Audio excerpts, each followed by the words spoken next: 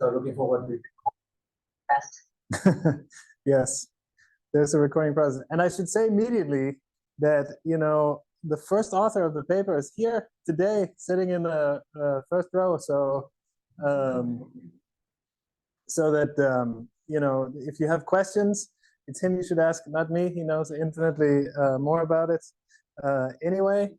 But yeah, so I want to say that this is of course I'm giving the talk, but it's a big team that did it. Gammons did by far most of the work. I mostly just sat in my office and answered emails while he was working hard. Tina Eliassi, who you all know, is also part of the author list. So it's a big project. And we wrote this paper. It came out online on December the 18th, and we had worked really hard to put it out.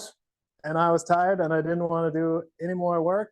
So I noticed that after I had put it out, I got a lot of emails from journalists, and I tried to answer some of them, and they wanted to talk, but I didn't really realize how bad it had gotten until, I don't know, this is I think 1 or 2 days after, and this is just the Google results, right? And they say you should try not to make your family's name look bad, right? So, but here I looked. This is my own name. This is now, 2 days later, and I just searched for my own name in quotes, and just to kind of get a sense of what came out. And I'd never been covered in Kazakhstan before, and you could just see this paper really caught a lot of press, right? And the reason it caught a lot of press is that we used kind of a big model it keeps going for a long time. We used a big model that can predict many different things. We said, let's try and predict something that sounds a little bit cool and dangerous. So we said, let's predict when people die. And it seemed that kind of special mix of AI and longevity somehow ignited, the spirit of the times. And Gammons was also sitting at home doing similar searches. And so this will keep going for a while. So I'm just going to go to the next slide. After we did something that we never had happened before also happened, which was that our research blew up so much that it spawned a lot of fake websites designed to steal people's credit card information. And I feel like that's something that as a scholar, they don't prepare you for. You see the search number 1 is the AI death calculator, and then number 2 is the actual paper URL. And then down here is another thing, right? So it's great to get a lot of coverage, but of course the tragedy here is that nobody understood what was great about the paper, right? So we're getting all this coverage, but no one was really picking up what was awesome about it. And so I want to spend a little time before, because people are so excited about this, to talk about what I'm actually excited about and give some context into what's going on. So for this, and this is probably below all of your levels here, you're too cool for this, what I'm going to say now. I'm going to say it anyway. This is I just took a talk that I gave recently at a summer school, so it's a little bit, but I still think it's worth kind of contemplating even us, right? So the idea in all of these language models is you take language, this complicated, thing that we thought could never be properly modeled mathematically, and then we turn it into math somehow. But what is it actually that we do? And the metaphor that people have used is autocomplete on steroids. And the thing about that metaphor is that it's pretty accurate. Of course, it's not literally on steroids. That's a whole different thing. But it is some insanely powerful autocomplete that's going on, right? So for those of you who don't know the overall idea, the idea is that what the models do basically is you show them stuff like this. And this is now, let's talk the language models for the next long period of time. You show them some sentence, you mask one of the words, and you say, try and predict what's missing, right? And probably all of you would have something to put in here. Probably there's some kind of probability distribution over words, right? And the first kind of way, and the way that people have done this for a long time, is to actually just do, look at word statistics, look at statistics of pairs of words, look at statistics of triplets of words, and so on. This is kind of what we did for many, many, many years. But then we found out that, because of the combinatorics of language, when we have this context window get longer, you just don't have enough examples. Even if you train on the whole internet, you can't really estimate these probabilities just by counting if you want to have like the long context. And basically this, I think, is what the language models do, right? They try and fill in these big context windows that they kind of do like in some weird way, like a continuous approximation of these probabilities of these words that come in. That's really what they do. To do so, you build these word embeddings. This is what I want to talk about for a little while. And these embeddings have the property that words that are kind of similar to each other also would be close in the embedding spaces, but also they can capture all the other things like grammar and the genre and so on in all of their many dimensions. And of course, they're much bigger than the ones I'm plotting here. And even this one is puny compared to what we normally have. But if it's all about estimating probabilities of the next word or the masked word, how come that they can do this stuff, right? You've all played with the chat GPTs and their friends, and they can do much more than just estimate the masked word. So what the hell is happening inside these models to make them able to do all these things? And I think that this paper, I don't know how many of you have seen it, but it has like the beginning of an explanation, which is that this is actually research from OpenAI back before they were famous, where they had like trained a little model, maybe GPT-2, I think, to predict the next letter in sentences of Amazon reviews. And they had this finding that they say, we find a single unit which performs sentiment analysis. All right, so this is like this first kind of glimmer of what's going on in these algorithms. So they found that, okay, we're just predicting the next letter in the reviews, but actually the model finds it helpful to do sentiment analysis because the distributions of probabilities of the next letters change if the if the person writing the review is in a generous mood relative to if they're not in a generous mood. And I think this is really like one of the big things that happens when you do compression over a lot of text is that you begin to say that it's actually useful to encode in the model somehow notions from our normal language, right? And that's why with the chat GPTs, you can do stuff like explain how to dance the Macarena in the style of the King James Bible. And yeah, it'll just do it. And it's, by the way, pretty great, right? One must follow these steps as if they were commandments bestowed upon the faithful. And then, yeah, it goes on. And I don't know, I like it.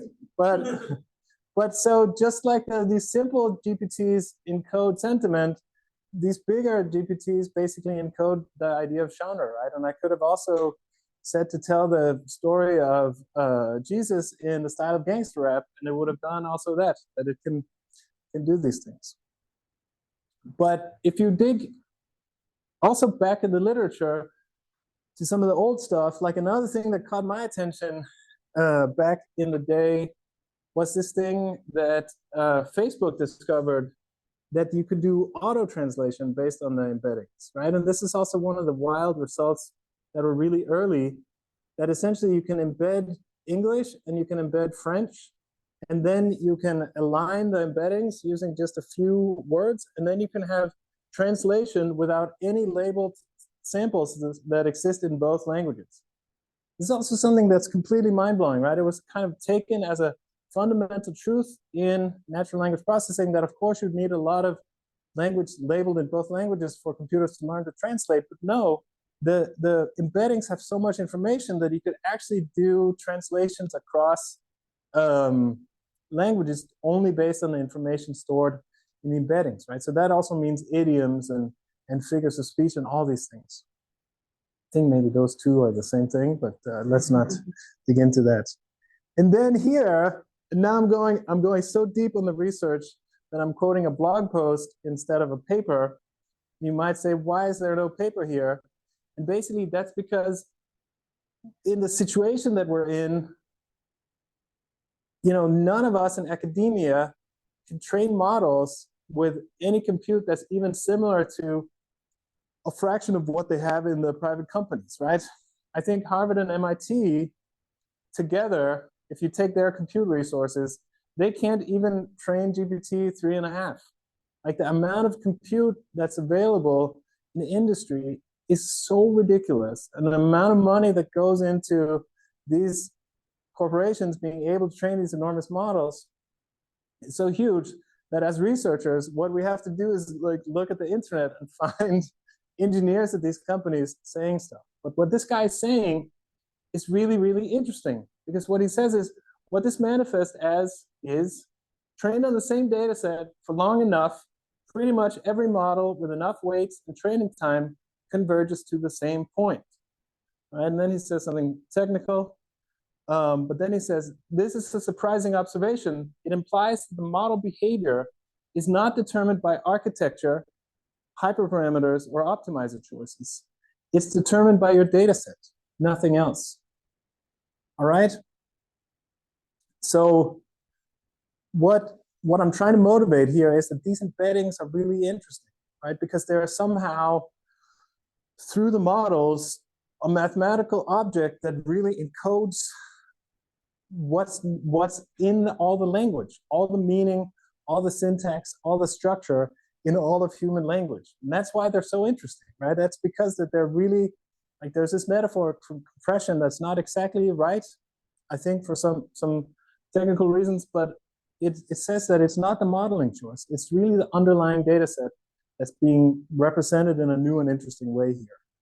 And now I'm just going to point out this paper by my colleague Anna Søgaard, very Danish name, that I'm also a small part of, where, and I'm not saying that what we're capturing in the language models is like the structure of the human brain, but what they find in this NIPS paper, or NIRIPS paper, is that the larger neural language models get, the more their representations are structurally to neural response measurements from brain imaging.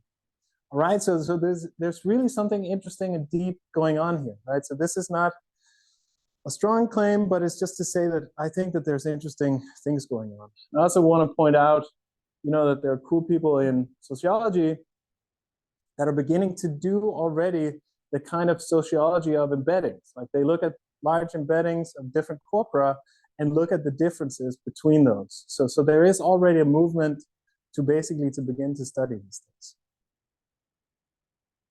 All right. So all of this is kind of just a preamble to make you receptive to what's cool about the paper, which was not the thing that we can predict when and how people will die down to the second, because we can't. But it's just to say that I think the embeddings of the large language models are interesting, and here we'll talk about embeddings of a different data set that I think is equally interesting, actually. So in the paper, the basic idea is that we draw on the structural similarity between sentences in natural language and human lives. And in the same way that we can use the masking of the single words, we can also think about masking events in human lives. And just as the correlations of events in human lives are interesting, so are the correlations of words. And for a long time, I thought this was a revolutionary idea, but it turns out that actually in sociology, they've been thinking about this for many, many years. They just haven't really been able to model it really well. So there's a whole field in sociology that's about the importance of, how things happen human lives, right? And the example you could give here in the US is to say, it really matters if you get your new job, including health insurance, and then get sick versus getting sick without getting the job, and then what happens to your life downstream from there. So the ordering of when things happen in your life really matters. This is what they think about here, and this is also what we think about in our paper. We had not heard about this, but they just never had, like, they're just counting like little motifs. They're not really able to really model this the way it should be.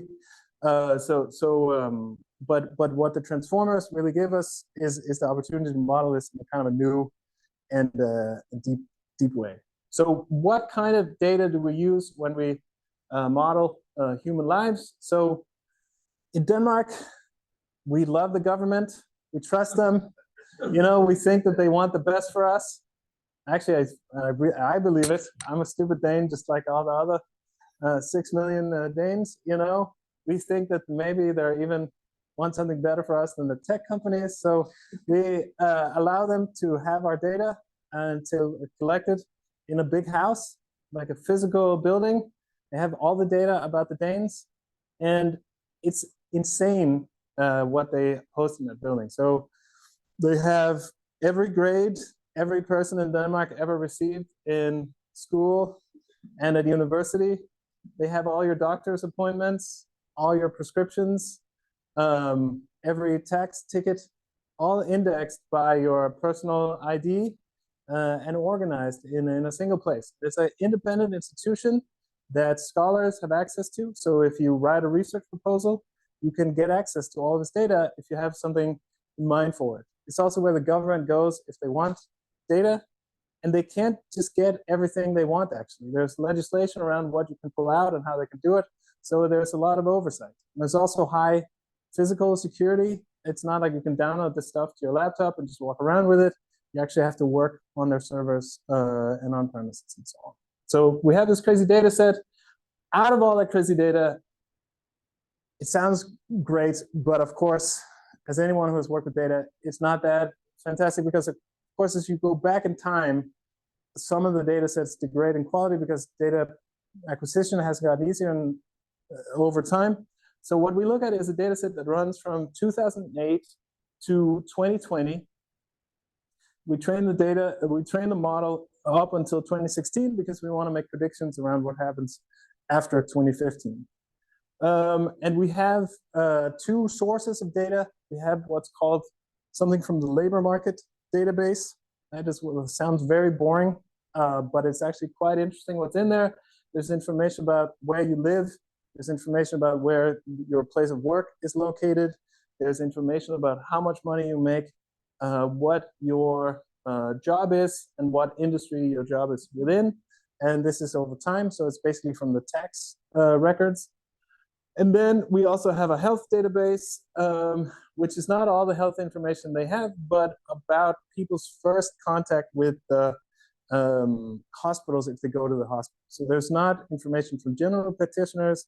There's only information about your hospital visits. And it's just the first diagnosis and not everything that happens downstream, which can be a lot. So this is what we put in the sequences. So it's still a lot of data, but there's much more left to kind of put in there. I should also say that we are not computer scientists in the sense that we're not inventing new methods. We're actually using something that's very close to kind of straight up BERT, but with this other architecture that allows to look at longer sequences, because our live sequences tend to be longer than sequences in natural language. All right? And so just for those of you who don't train transformers all the time, right? We talked earlier about this thing that's about masking single words. The way that it kind of works in practice is that there are two stages. There's this thing called the pre-training, where you do this masking and where you build these embedding spaces. So in the language models, these are the word embeddings where all the words are in the vector space. In our case, it's life event embeddings, right? So it's a funky vector space where breaking an arm and working as a flight attendant is in there, for example. And then once you have these embeddings, you can then use them to do other things. So in the language models, you continue the sequences. You've all chatted with that version of it. In our case, we do classification. But we could also continue the sequences or continue new sequences. And there's a lot of cool stuff. So from this first stage, you get this event embedding space. And so I spent a lot of time motivating why these embedding spaces are cool and worthwhile to think about, that I think that they're basically little world models, right? I should say here that they converge in a robust way to what we see here. So we can literally take a third of the Danes and another third of the Danes, train the model, and compare the resulting embedding spaces, and they're the same. Like they are more, I mean, of course there's some noise and stuff, but they're more or less the same. So it's not like this is some run of the model and this is what you see. It's true that the projection down to 2 dimensions is more volatile, but the underlying space is very, very stable and robust. It's also, I'll zoom in. It's also important to say that the colors here don't come from, you know, us coloring some of the clusters that we found. It's not unsupervised. They come from the registries. Okay, so the registries, all this data is labeled and organized and structured.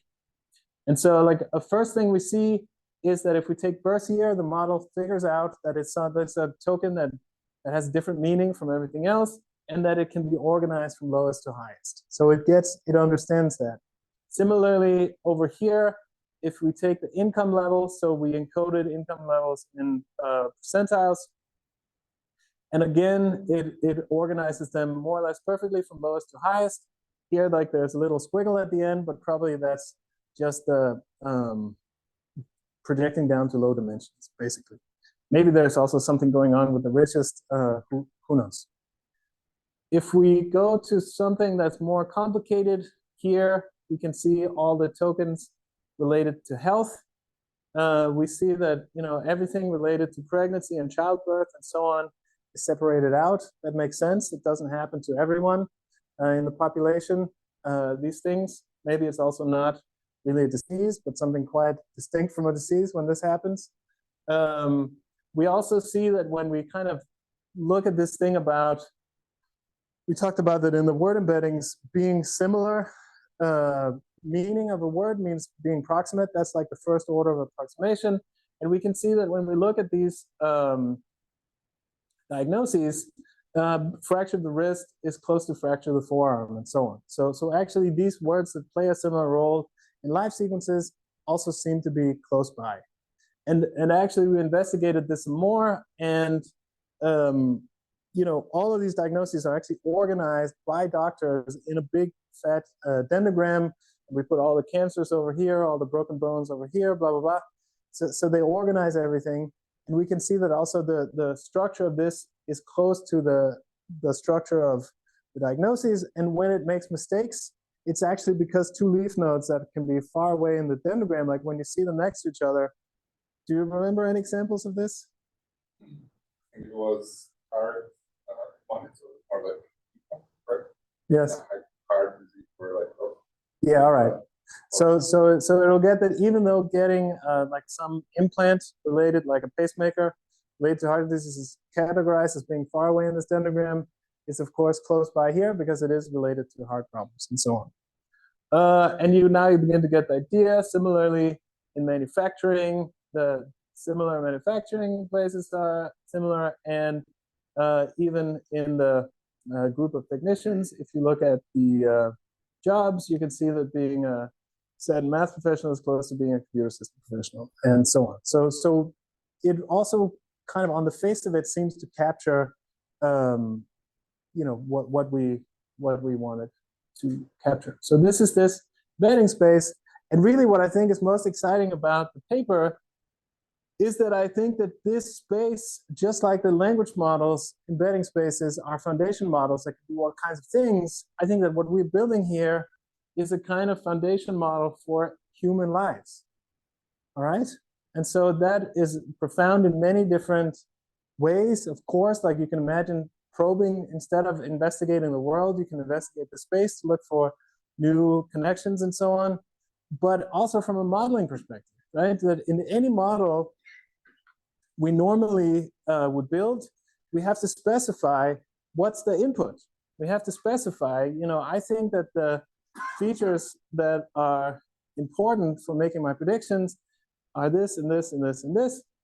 But here we can do something different. We can say, no, let's just take everything we know about someone, put it all into the big magic AI soup, spit out the embedding space, and now based on the embedding space, we can make the prediction, and the model will help us decide what are the important attributes. All right, so this I think is like a big kind of step forward, both conceptually and kind of a new way of exploring human lives, but also in terms of making predictions and modeling. It's like a whole new way of thinking about models. So yeah, so this is this idea of exploring the space. All right. Can I ask a question? Yeah. You made a point that all the health, let's say, works are in the same space, but what about the relative position, for example, of health and labor force, municipality?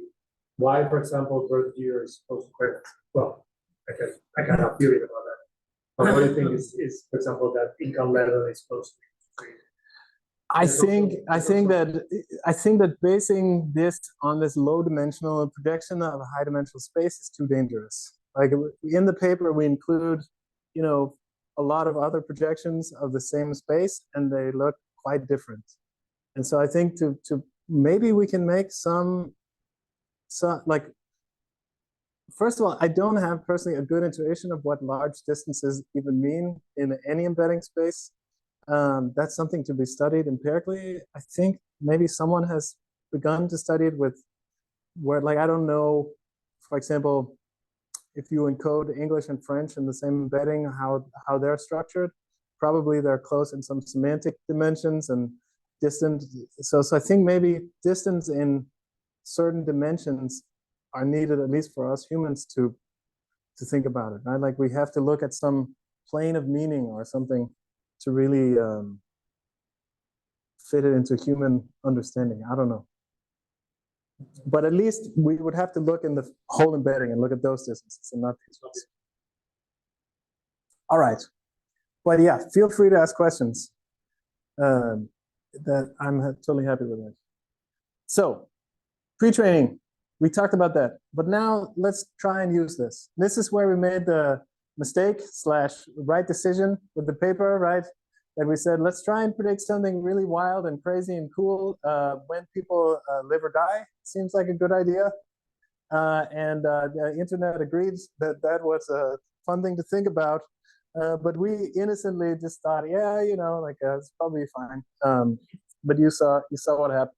So what we do is that we train the model up until 2015, and then we say, let's try and make a guess of if people live or die in the subsequent 4 years. All right.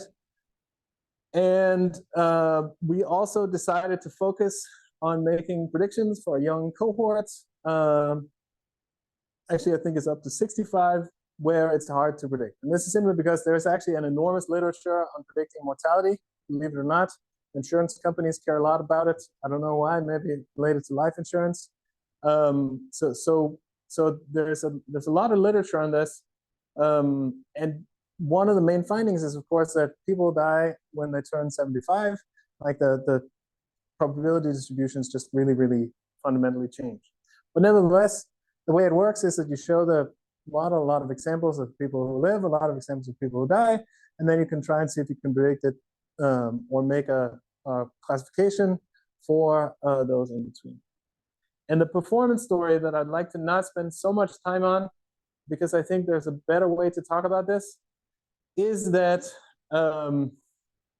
if you compare with any other model that we could find trained on the same data set, this model does significantly better, but not kind of wildly better or in any kind of incredibly fantastic way. The metric here is something called the Matthews correlation coefficient that goes from -1 to 1, and you could see that we're not all the way at 1. It's not a thing that can predict the second you will die or anything like this.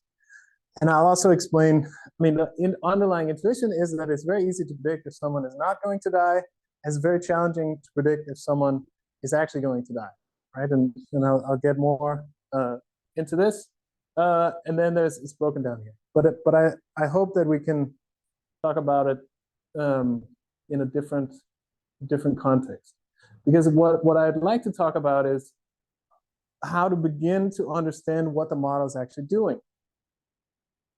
And so actually the model produces two embedding spaces. One is the space of life events that we talked about, but when you make a prediction, you build a new embedding space of all the people. And the position of the person in this person embedding space is essentially a summary of their entire life sequence, but with an emphasis on whatever you're predicting. So if we're predicting life or death, it's a kind of health-related embedding space, right? So if we look at that, it looks like this. All right, so it's this beautiful extravagant mustache. Some would call it a horseshoe, but in a way, again, probably it's about the projection of a high-dimensional object into low-dimensional space, and you can think of it essentially as a line that goes from people that are extremely healthy and then all the way over to people that are extremely unhealthy and have a high probability of dying. And I think this image is a much better kind of thing to look at when you think about the accuracy of this model, right? Because what you see is that if we take a region over here in the space where people are incredibly unlikely to die, it says that we get everything right except one person. And we can look up how this person died, of course, because we have all the data. And over here, like these are all like traffic accidents or brain aneurysms or something that could never be predicted, that is just a kind of random outcome. But when we look over here, we see that it's not uninteresting, because if we look at, for example, age distribution, we see that there are both old and young people here. So there's lots of young people, of course. It's very, very unlikely to die when you're young, but there's also lots of 65-year-olds over here. All right, so it's not just about age that's the gradient. Of course, there's an age gradient over here. If we then look over here, this is now the region of people that are very, very unhealthy, very sick, and they have a high probability of dying. Now you can also understand why the model isn't like perfectly accurate, because essentially, like anyone who gets a diagnosis that is very sick could still easily survive. Let's say, like if the doctor says you're going to live for 2 years, you could easily live for 6 years or 8 years or whatever, and you could also die sooner than this diagnosis. And this is what we see here. So no one here is having a great time and living their best lives. They're all very sick. But of course, our ability to say who exactly will pass away within those 4 years is limited. And that's really what we see here. But again, when we look at something like age, you can see that this region also contains both young and old people. So it's not some trivial age thing. You could also say, well, wait a minute. You have this health information. Isn't the model just picking up on, that, oh yeah, you have cancer, so let's put you over in this end. But we also ran the model without any health information, and it's actually surprisingly accurate even without the health information. Of course, the accuracy goes down, but that's not all that's driving the findings. And if we look at the person embedding space, we use something called topic concept activation vectors with the kind of straightforward name TCAV to explore it. And this is an idea. It's now obsolete. I hear that they have much cooler ways now, but essentially it's a way to understand directions in the embedding space. And the way it works intuitively is that if you have labeled data, so let's say that you grab a bunch of very wealthy people and a bunch of very poor people, right? And then you build a classifier like a support vector machine, something like this. You find some kind of hyperplane to separate the rich and the poor, and then you find the direction orthogonal to that, and you could think of that as a kind of wealth direction, right? And now you could take someone and you can move them in this direction, and then you can ask, what does that do to my prediction of this individual? right? So you say, I take Esteban, who clearly, I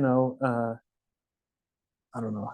I feel like I can't really make any jokes here. I put myself in the corner, but it's like a very he's in the middle. Now we make him very rich. So what happens now? Actually, we only make him a little bit rich. You get like a nice Christmas bonus, a raise or whatever, and then we ask the question: what does that do to our prediction for Esteban? Like, does it tip him in the direction of life or tip him in the direction of death? And basically, we do that for a lot of directions. So we also can make a kind of like a male-female direction and so on. And what we find, more or less, is that if we look at the alive prediction, no, it's bad news to be a machine operator or kind of a worker in the factory or whatever. Being a manager is good news for your prediction to be alive. Having high income is good news. Being male is bad news, and so on. And we can also look at the opposite direction. It's not clear that it should be symmetric, but if we do, luckily the findings are more or less symmetric. So looking at the space, we begin to see that we also kind of refine what we already know basically from social science. Now we did life and death. The thing that got less attention, but is still pretty cool, is that we also predict people's personality. All right, so we know some psychologists that have sent out an enormous questionnaire to a large fraction of the Danes, and they said, maybe please connect it to your registry data. And a lot of people said, yeah, sure, what could go wrong? And they thought it was fun to play along with us, right? So if we think of kind of as death as the ultimate hard outcome, it's very, very measurable and is recorded for everyone. This is kind of the softest possible outcome, right? We built a machine that we think can predict more or less anything about humans. So let's try like this one hard health outcome and this personality that you can't even measure. You can just ask people questions, and then you can add them up to see what the test thinks. So we talked to the psychologists, and they told us, actually, you should not be predicting the aggregated scores, because they had already done research in that field on predicting people's personality based on the lived life, and they found out that the life you lead actually predicts better answers to individual questions rather than the aggregates for some reason. Like probably the aggregates are terrible is the explanation, but that's what we do. So we take these 10 questions that are associated with extroversion. The reason we look at extroversion is the one that we think that's most plausibly connected to your life and the life you lead.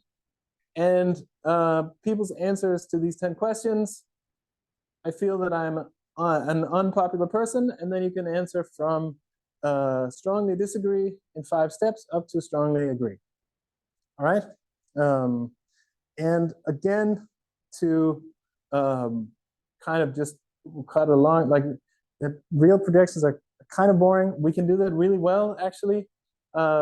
We just talked about it today, within plus or minus 1 on the answering scale, and better than the RNN trained on the same data set. So we can actually also make really, really good guesses of what people answer to these kind of very personal questions, just based on this relatively short sequence of life event data, which I think in a way is almost as remarkable as the life and death thing. So yes? Okay. This is what we're doing for training. How come like another ones survey response links like your life? Yeah, so it is like what's it called? What? Yeah, but there's even a categorical multi-class. I think it was multi-class. Yes. It was trying to predict 40 variables at the time. Yes. And then yes. Yes. All right. So on this strong finish, let me wrap up and say, so what are we working on now? So like the first thing is, of course, we only put a tiny fraction of the data that we have in the model. So what we're doing now is we're building much more detailed sequences. It's a big kind of interesting and open question if the model will get better if you add more data, right? Someone like Matt Salganic will say, no, there's a limit to how well you can predict. He's written papers about it. So he would probably, his guess would be that no matter how much data we add, like we're at the upper limit. It could also be that we can add a lot more data and get a lot more precise. My personal hunch is that it will depend very much on the domain. I think that in some areas, more data will make us a lot more precise, and in other areas, there's so much stochasticity that can't do much, but it'll be interesting to explore empirically. We also want to include networks. That's also something we're working on. That's actually the whole point of this project, believe it or not. The registries also contain a lot of networks, people who are related, kinship networks. We have networks of who live together in the same address. We also have some kind of multipartite networks of people's connection to their work location, where we actually have very accurate location of who works together.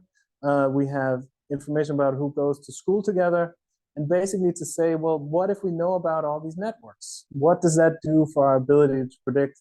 How does that change things? Clearly, you and your parents have a strong bond. They shape you by quite a lot. So, you can ask questions like, how much can you know about me at the moment I'm born, for example? Or, so there's a lot of cool things about the network. What I really want to do is begin to use this big data set as a way to probe the nature of prediction, right? We live in this society of human prediction. We're being predicted all the time, both as a kind of a group, right? In let's say the epidemiological predictions. There are some people in this room that are pretty good at that stuff. We're being predicted on the social networks of what we're going to click at. Like this is the world that we're living in. But basically, this is a crazy laboratory to really explore that. I think about the uncertainty as a function of time. We know what's going to be happening in our life in, tomorrow, probably, right? But what about a month? What about a year from now? 5 years, 10 years? What does the horizon say? How does that kind of the error bars? How do they depend on the area that we look within, right? Like you can imagine the error bars on health might be different than the error bars on your, let's say, job market success and so on. This is something we're interested in. And this whole thing about using the model in a different way. Like here, we're just doing these very simple classification exercises. But of course, the models are really good at continuing sequences. We already know that. So what about counterfactuals? What about investigating possible futures by simulating new lives at different temperatures, kind of different ways